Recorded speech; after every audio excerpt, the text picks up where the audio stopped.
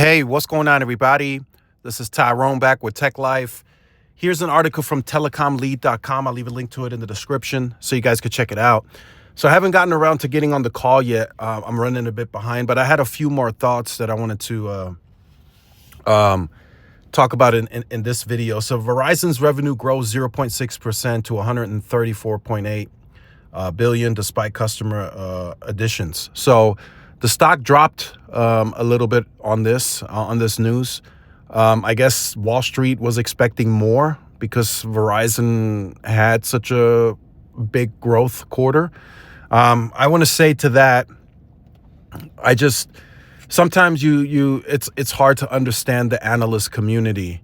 You just saw Verizon report a price increase that's going to help the revenue even more in the first quarter.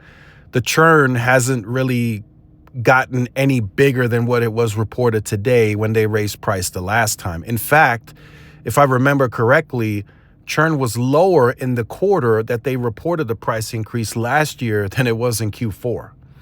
If I remember, it was like 0.85 or 86. I got to double check, but I think it was lower than what they reported today. So if that becomes true for a Q1, and they maintain that 0.85, 86, 87, even if it's 89 again, it's still going to show a significant jump in revenue and profits because they raised price. But regardless, right, to kind of offset, we got to call it what it is. Verizon had to pay a lot of money to gain these customers. They had huge acquisition cost. I mean, some of these deals that we saw on us, like $1,900 to get people to join. Right. And I don't know if that was necessarily the spark to get people to move.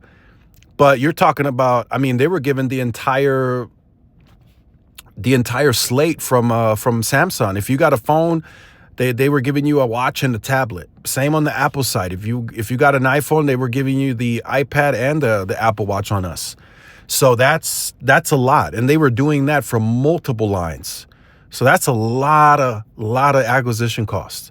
So this should give Verizon some additional detail on the percentages and numbers to let them know how aggressive they may need to be to grow during certain quarters, right? They saw, okay, we were extremely aggressive in a Q4, even more so than maybe last year, and we saw that led to more growth. And that's exactly what happened. They grew higher this Q4 than last year. So in Q1, they have to maintain a certain level of aggressiveness to grow, and same with Q2 and Q3. I think now, to throw this in to close out the video, I think now that we're down to 3 mobile network operators, Dish hasn't done anything. They don't look like they're going to do anything big in 25. These guys are going to fight, right? So churn might be irrelevant. It might be tough, even for AT&T in the future. It might be tough to keep churn as low as it has been for them. It's going to be really tough. These guys are going to fight tooth and nail to take these customers from each other. They're gonna throw everything at you. I mean, we can say now it's sort of a traditional free phone. I mean, that's kind of been a thing now, ongoing for years. So that's not changing, I don't think.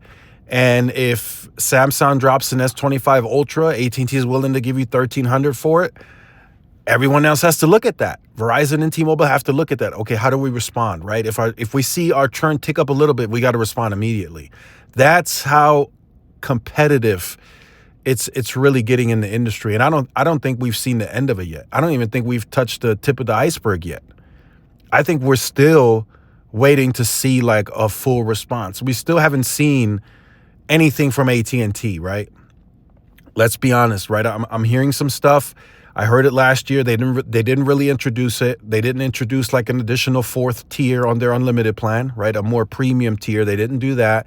They didn't add any new unlimited plans. So be on the lookout for AT&T, right? They're not going to sit still. They're not going to sit quiet. T-Mobile, they want to remain the value player. Let's see if they add more value. Verizon stated that for the price increase, they wanted to introduce more value to offset. So we'll see what they do. So this year is going to be interesting, but it is going to be as competitive as ever. So let me know your thoughts on this news. Like, share, subscribe. See y'all in the next one. Peace.